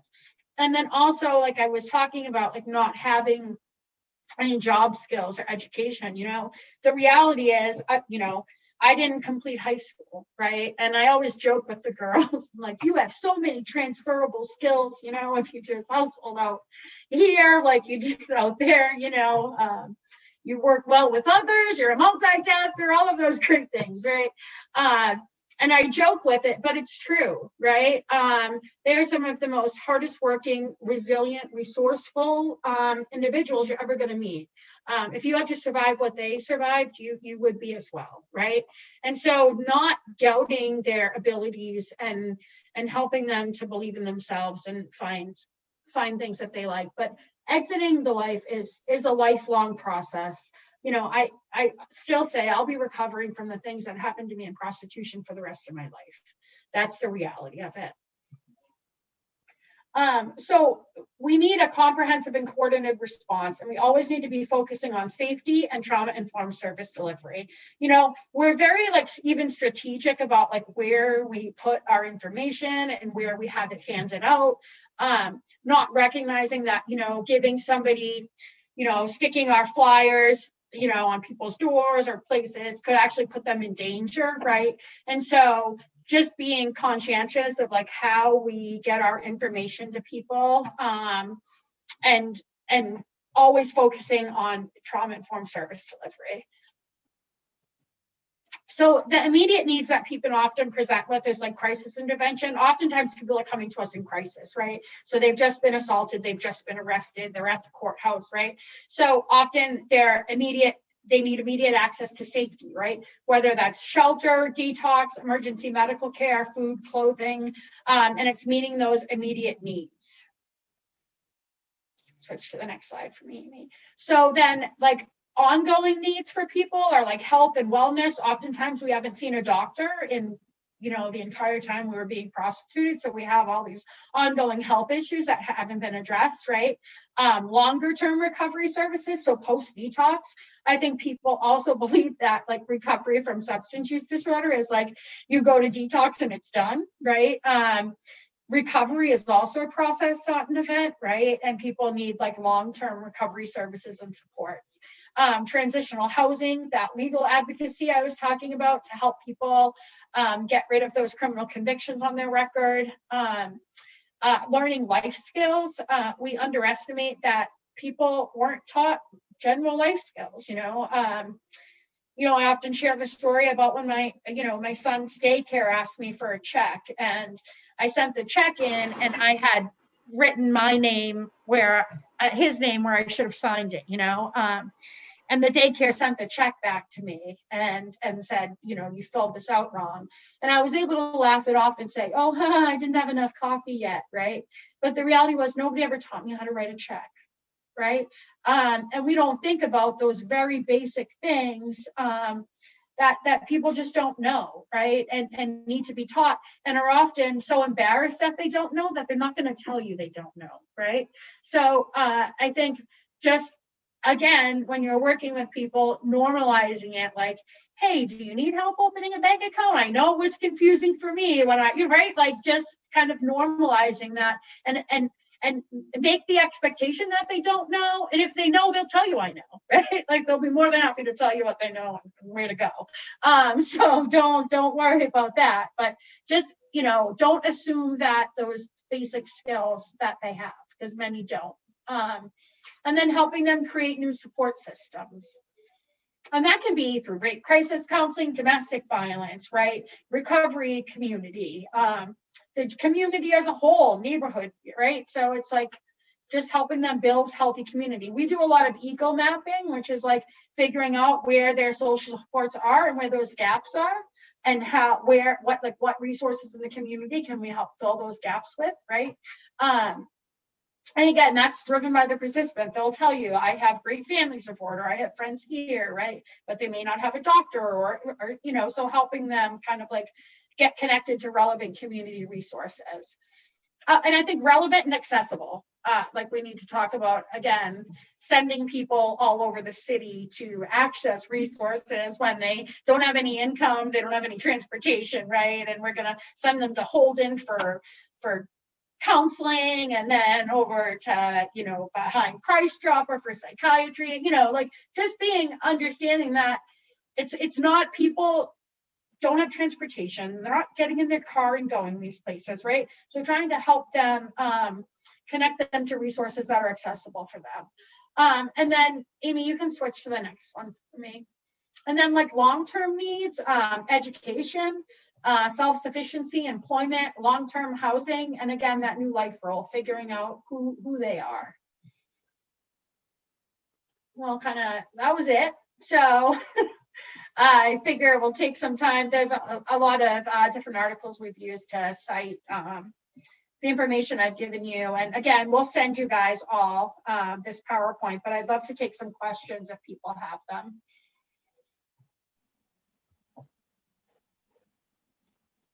Well, just like if you have questions, feel free to just unmute yourself. You can hop in. Nikki, of course, I just want to thank you again for your amazing work, how much you've done to really call attention to this issue. A lot of those pieces are so important. The piece about being non-judgmental and understanding how to ask people about this. And that's why we do Trauma Training Tuesdays, so that people can really better understand the experience of the people they're trying to help, and use that information to do a better job of having relevant, accessible services. One of the things I think also is you did hit on a lot of the kind of mental health pieces of trauma, the part where whatever the trauma is, you're always thinking about it. Yeah. And you're either obsessed or you're obsessed with not trying to do it. So of course, if the trauma is around sexual exploitation, it's always on your mind. And the kind of idea of not seeing yourself as a victim at certain points. The documentary that had you in it, that's like one of my favorite parts of that. There's a scene where you're in the jail talking to people, and one of the women gets really like, this isn't me. Like the defenses go right up. And like you've helped me to not be surprised by that. I know that happens with kids in a lot of different foster care settings, or their bonds are to even when the person has hurt them, they're still bonded and connected to that person. Oh, yeah. And a lot of times providers don't seem to understand that, you think, well, if your mom hits you, you probably hate her and you don't want anything to do with her. Well, no, still your mom. Right. And so I have a question. Appreciate that. Sure, go ahead. Yeah, so as a male survivor myself, I've been building a national network of survivors. And what I'm learning is that there's a huge war in the US about like the abolitionists, and then you have the sex workers that want the decriminalization. And there's really nothing to fill the gap. I'm wondering what your thoughts as a national survivor yourself are on like transgender folks that may even have skills that happen to live in the Bible Belt of our country. What are your thoughts on them? Even if they have skills for employment, they're not able to get employment because of the region that they're in.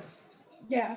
So I think that's not unique to the Bible Belt. I mean, we see that everywhere. And I think part of, even when there was the decriminalization debate in DC, right, where this legislation came up, and there's this like recorded video of, survivors of prostitution and like sex work advocates coming forward. And almost all of the transgender survivors are saying, I need this legalized because I need to survive, right? I need to live, right?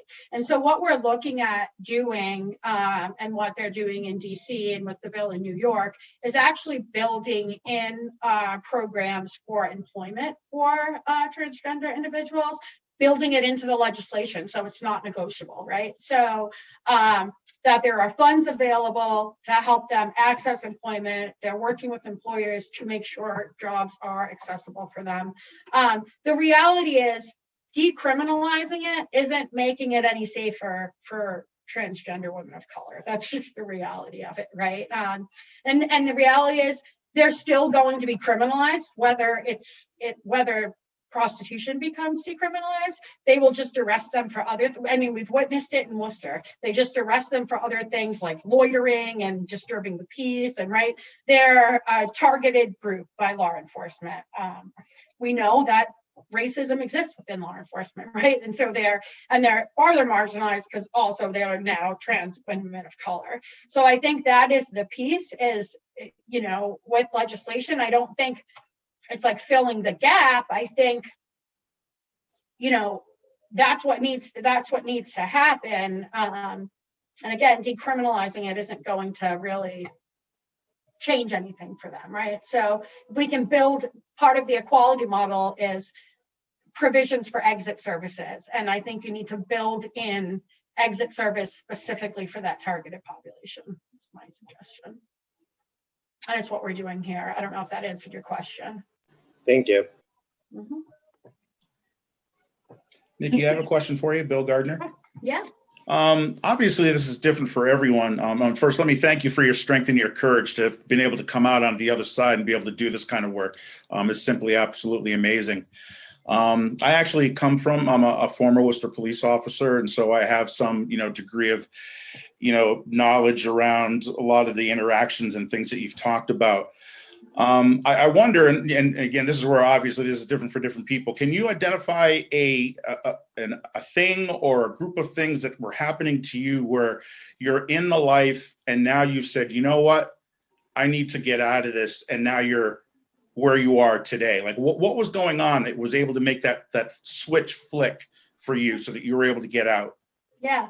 So, I think people think it's just this like magical moment, right? Where all of a sudden, the reality was I was arrested again. And I was on my way to jail. There was a prostitution sting, and I'm in the back of the paddy wagon with, 10 other girls that have all been arrested for prostitution. And everybody is hysterical, right? They're all crying. And I am like, you guys, we're going to Chicopee. They give us a hot meal there, right? Like, we don't go to Framingham anymore. It's not a bagged lunch. We get a hot meal. And in that moment, I didn't think anything of it. I was just like, oh, toughen up, Fluffy. What are you guys crying about, right? But then when I got there, I was like, what the F is wrong with me, right? Like, this is my life it's become so normalized to just, be arrested, brought here, get out, do the same thing over and over again. And, that when I was sitting in my jail cell thinking about that, I was, just that for me was a lot, right? And then also thinking about if I had to allow another sex buyer to touch me, I was either going to kill myself or him. That was like the reality of it. And so, I often talk about, it really for me was having the support of other survivors, and actually getting involved in the work was what kept me out of the life, right? Starting Lyft, finding that support group, being able to all of a sudden have my voice like impact positive change. So like feeling like, I had something to offer this world outside of my body, right? And for me, I think all of those kinds of, things happening simultaneously, were driving factors for me. So I think a lot of that kind of, those pieces really helped me. Awesome. Thank you so very much. Big hug from here. Thank you. I have another question. Being a male survivor, where would you consider support services for males? Like, where would a male survivor 26 years old probably go to be around other survivors so that they don't feel so isolated, and that they can speak about their previous trauma. I mean, even when I do outreach, I think some of the girls like are familiar with me and say, "Oh, Chris, you have a heart of gold," and stuff like that. And I do miss that aspect of being a part of Lyft. So I was wondering, is there any like idea of like developing a more inclusive survivor group? So we actually have we have participants that are men and boys. Our youth mentor program is designed to support those of all genders, and some of our support groups that we have actually have male participants in them. So the reality is, what we've learned is that even if it is a male identifying survivor, typically they prefer to get support from females. That is what the data shows us. And so we're working on building out a more diverse staff culturally and gender wise. We're actually holding the third youth mentor position open, so we find a culturally appropriate person that can meet the diverse needs. You can also build that network. Unfortunately, that's what I had to do. There wasn't a survivor support network when I got out, and so I created it and built it. It's not easy. If it's important to you, it can be done. And Chris, if you have any resources you want to share or places you want to direct people to, feel free. I know you have been in this work too, really working hard to engage people, especially male survivors. So it's very much appreciated that you remind us this isn't just girls. This happens to boys too.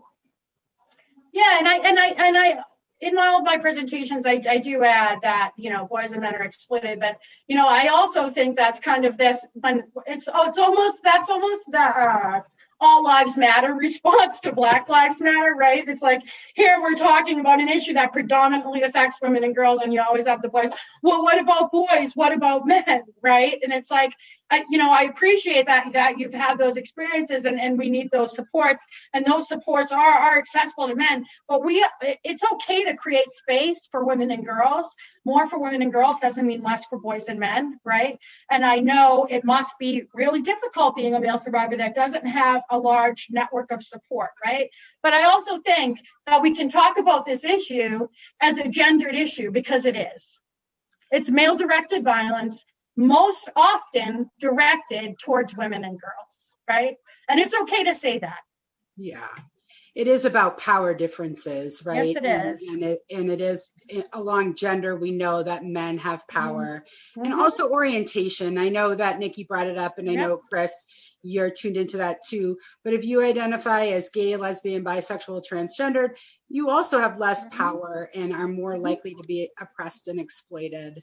And I love, Nikki, that for you, tapping into a bigger social movement piece was part of it. I know people have said that about racism. When you join with other people impacted, it helps you personally as well as moving things.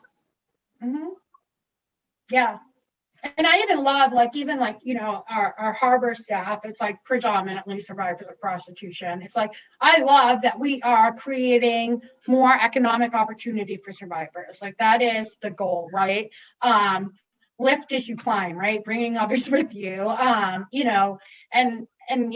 we've been fortunate to be able to really find a really great group of women that have exited the sex trade themselves that are coming together to get this moving. And comment and a quick question. Would like to, it's not a question. I just want to say thank you so much for such a great presentation training. I actually had the opportunity to work with your program.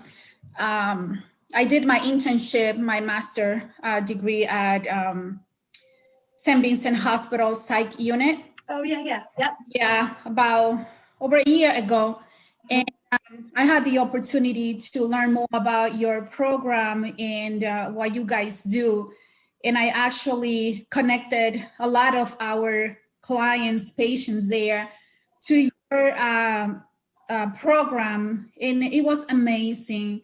When you say the non-judgmental approach is really a nice way, that's what I experienced from your staff. They came to the hospital to meet with them, and then they created such a great connection, and they even kind of, follow through even after they were discharged. So amazing. Thank you so much. Thank you. And we still have a really great relationship with St. Vincent's. They often refer, and I've actually really appreciated, because they wouldn't actually before the psych unit was, wouldn't really accept a lot of our women because they were on MAT, but they've done a real shift over there, and have actually become one of the best mental health resources for our women in the community. And I love that they allow us to go up onto the unit and meet with the women there, because it's so isolating and hard when you're in those mental health units, and to be able to go up and meet people while they're there and connect with them has been such an important part, Yeah. Thank you so much. Thank you. Christine. I have a comment and a question. First of all, thanks for clarifying why that criminal justice subgroup kind of fizzled. It makes sense now. That's where I met you years ago, and I'm just so impressed with where you are since I've met you then. But my question is, because we often do victim compensation with clients, I'm curious now, just kind of hearing you and thinking about like the things we need to do to show that victim that someone's eligible, right? We have to show a 51A filing, a police report, or a rape kit opening. But do you find that people who are in the life, who are getting out of the life, are they able to get compensation through victim comp, or is that like a? It's so hard with victim compensation. Like, even, I will say, even this legislation was designed to, you have to prove you were a trafficking victim. It's like, what do you want me to get a certified letter from my pimp to like prove to you, right? Like, it's not easy to do. It's like when we want people to certify homelessness. It's like, sure, let me get a letter from the landlord in the trap house I was squatting in, right? Like, it's like just like not possible, right? So most of them don't access victim services. But I'm also going to say, like through the DA's office, oftentimes the victim advocates, they just don't get this issue, and they become very frustrated with the women because, or the victims, because they can be a challenge sometimes, right? They're angry, they've been assaulted, like all of these regular feelings that every other human being has, right? But then you top up to add on addiction and mental illness and all of those things. And it becomes so hard. You also, with victim assistance, have to have an address for them to send you like the packet information. And so oftentimes we don't access victim assistance. And, it would be great to really kind of start to reimagine and re-envision how we can make those funds more accessible to people, right? Because I don't think that's unique just to survivors of prostitution. I think that's, you notice it yourself, right? It's not easy to access, and then the things that they actually pay for are very slim, so. Sounds like there's lots of room for advocacy there, because that's a source of support. And that's never clicked for me until just now. That's not a fund that is easily accessible to women Thank you for clarifying that. Yeah, and I think it'd be great to maybe kind of like reimagine how we, can we reimagine how people access those funds, right? Do you have any contact with Ann Miola? No, I know that name. I know for some I mean, reason. she heads victim comp, but it really feels like the meeting's in order. We attend another meeting, and I can certainly. Yeah, that would be great. Offline about it. I would love that. That would be great. Because also, like certain like counseling, like you know, a lot of our women have public assistance or like Mass Health, right? And like really need specific trauma therapies that Mass Health isn't going to cover. Like I'll tell you, EMDR was a lifesaver for me. And, you know, I actually was recommended that from other survivors that have also gone through that process. And many of us find it extremely helpful actually for this level of trauma. But that's not accessible. Like we can't, our insurance won't pay for that, right? So that's something that victim comp could actually assist with. And, you know, so like looking at those pieces that they really could benefit survivors. So I'd love to have that conversation if possible. For the record, we offer EMDR and we can cover people under a MOVA grant. So wow. Oh, that's incredible. Great. It's a great resource. Yeah, that's great. If you could put that in the chat or whatever, we will make sure to link one that. clinician who's pretty full, but I will put it there. Yeah, please. Thank Will you you. email me that information to Christine? That would be great. Yeah, my contact info. Yeah. Nikki, I don't know if other people have questions, but I know the first time I saw you speak, I was so struck by hearing how many times you got in front of service providers or health professionals and nobody asked you or nobody questioned why you were there with a much older man who was not a relative. For me, that was such a like, oh my gosh, how are we not doing this? Could you speak to that a little bit? Yeah. So when I was first being exploited, I was 16, you know, about to be 17 years old. And I remember having my first STI, and he obviously couldn't take me to my pediatrician. Please come in the other room. I'm almost done. 5 more minutes, okay? He's getting fed up. So he actually took me to the ER to treat my first sexually transmitted infection, right? And here I am with an adult male. I'm 17 years old. He's 34. Getting an STI treated in the emergency room, and nobody asked not one question. Then I actually had fainted and took me back to the ER, and I found that I was pregnant in the emergency room at 17 years old. And again, here I am with this adult male. Nobody asked a single question, right? He's taken me there to treat an STI. He's taken me there to treat, and nobody's asking any questions, right? And then also, I think as an adult too, oh, I'm sorry, buddy. You're being so good. They've done such a good job. My dog ate his hat. He's very upset about it. You know, and I also think as an adult too, we do this whole thing with, you know, identifying human trafficking survivors, right? But you have people come into the emergency room with an overdose and a very controlling or abusive partner, or, right? And we never even ask those questions then either, right? They're automatically dismissed as this is something that they're choosing, and, you know, send them away, right? And so I think, you know, 51A reporting has changed a lot of that, right? You know, it kind of shows my age. That was 20 years ago, right? And so a lot of those things have changed, but you also think about like all of those young women, and it's typically young women of color, right, that are presenting, and they're looked at more of a burden than as a victim, right? And we really need to shift away from that. Even kids, I mean, we're talking about 16, 17-year-old girls of color, but they are viewed as choosing this and complicit. And I've even heard exploitation called self-harm behavior. And it's like, well, when I heard that one, I was really disgusted. I was like, first of all, this isn't something they're doing. This is something that's happening to them, right? So it's not self-harm.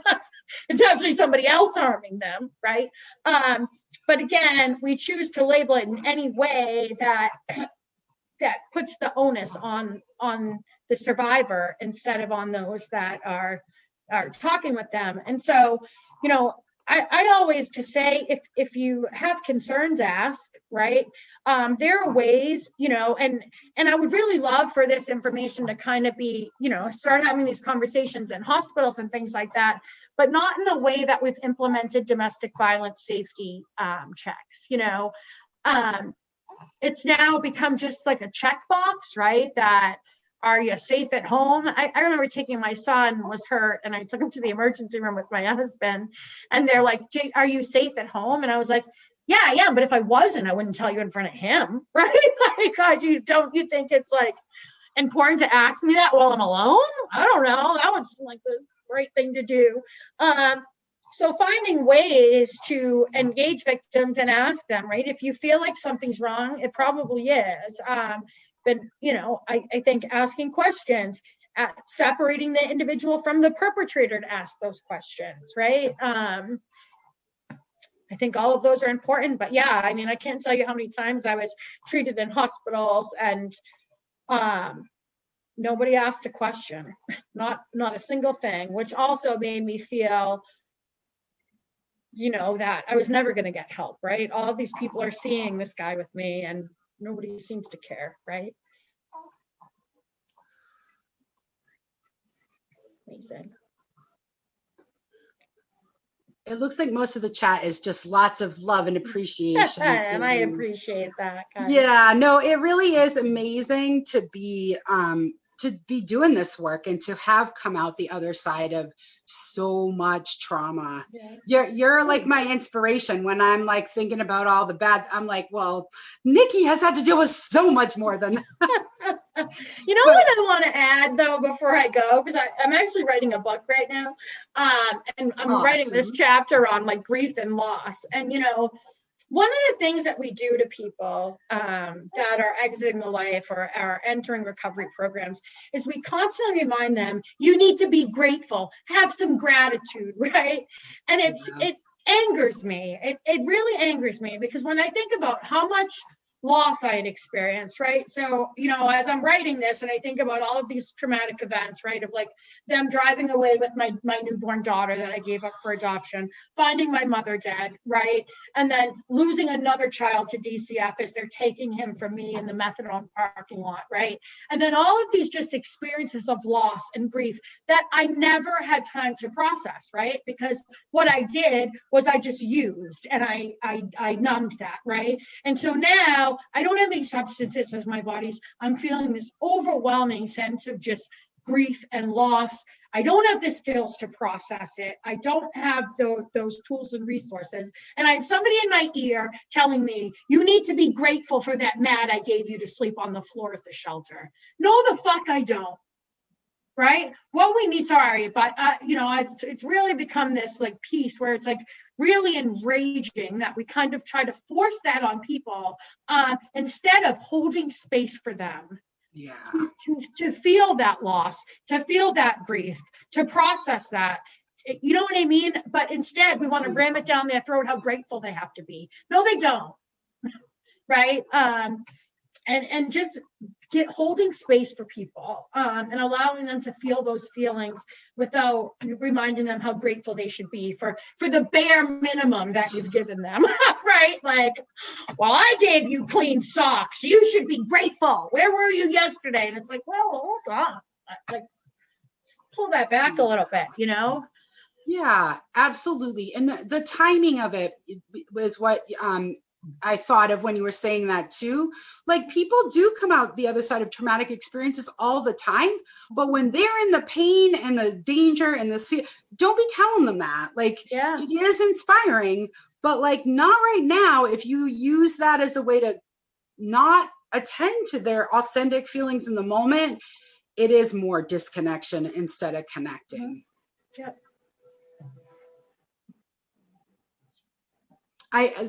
Dodie was like, I love that you're writing a book, Nikki, right? Because it is, you know, the Guardian documentary I've watched, you know, 6 or 7 times, and I'm glad you don't look at it because don't look at it, but there's so many comments underneath it about how amazing and inspiring. There's lots of junk ones too. That's why I don't look at it. But there's so much about like, wow, that woman's so incredible. What is she doing? I hope she did stuff with it. I almost feel like I always want to be like, oh yeah, she's still incredible. And she did this and she did that and she did this. So it's so, it really is exciting and inspiring that you are a Worcester person and you have really helped us be leaders in this. Yeah. I know a lot of people on this Zoom are involved and have had their understanding of this issue greatly expanded because of the work you've done. and your team. You know, I'm super bummed that we didn't get to see Karen today, because Karen Riley McNary has also been a leading voice in this field. I've learned so much from her about the connections between domestic violence, commercial sexual exploitation. The piece that you did talk about a little bit too, being aware of who's around, you know, working with people at the YW, providers have said, well, you know, on your safe plan in front of the person that's the perpetrator, and things like that. Really, if we don't have that level of sensitivity, we miss big opportunities to help and can even make things worse sometimes. And always treating people with unconditional positive regard, right? You know, it's like we get very frustrated when people are asking us for things, or people, you know, people miss their appointments, or people did this, right? And it's like, give me a break. Like, you know, I remember when I used to do the Dawn program with you know, probation, and I love Carrie Coakley and Maureen, and it was like really incredible. They stepped forward and they created this program. But then stepping back and looking at how difficult it is for women to get through that program, right? They're homeless, they're substance dependent, and they have to be at 2 groups for 4 weeks, right? And just how many barriers there were to that, right? And then the judges being like, well, they didn't show up, like, and being angry, or service providers being angry that we didn't show up for our appointments. If you knew how hard it was to just manage life in general when you've exited, you would not put so many expectations on people, right? It's okay they didn't show up. When they show up next time, you welcome them and you treat them with unconditional positive regard, always, right? And I think if people could just start there, let's start there, and watch the change that you'll see in people, right? Let's start there as a community. Beautiful. That's kind of a perfect spot to end in, I think. That was like a nice little nutshell bow on top. There we go. So thanks so much to everyone who's still here. We really appreciate that you keep coming to Trauma Training Tuesdays. As soon as I have the recording down, I will post it online so people can send it out to their staff. We love that this content is on demand, so now it's getting out to more people. I know that this is an issue we see in so many treatment settings, and people don't really know or understand. So we're really grateful that you gave us your time today, Nikki. Thank you so thank you much. Thank you for having me. And I'm putting I put my email address, and I'm putting our website information here. All our referral forms are online for the youth mentoring, for Jana's place and outreach and advocacy. All the referral forms are there. And for the shelter, people don't need a referral. The phone number is in the chat. Just give someone a call, and we will welcome them in. We don't care if they have an ID. We don't care if they are actively using drugs. We don't care what time it is. We are eliminating barriers to people having a safe place to sleep. So just give us a call. All right. Thanks again. I'm going to share the slides as well. People have asked. All Perfect. right. All Thanks right. again, Thank everybody. you guys. See you next time. Thank you, Nikki. Bye. Bye. Thank you. Bye. Good job. You guys.